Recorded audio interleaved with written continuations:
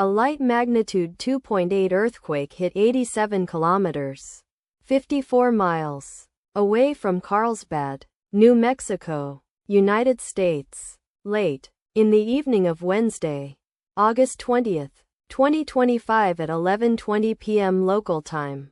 America, Chicago GMT-5.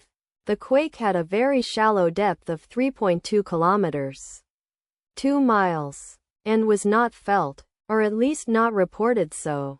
First to report, EMSC after 4 minutes.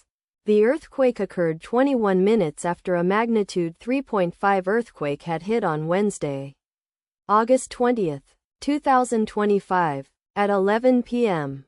GMT-5 local time.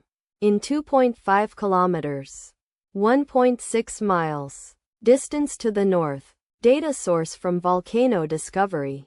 Did you feel it? Let us pray. May the earthquake that occurred not affect our brothers and sisters there. May the earthquake not happen again.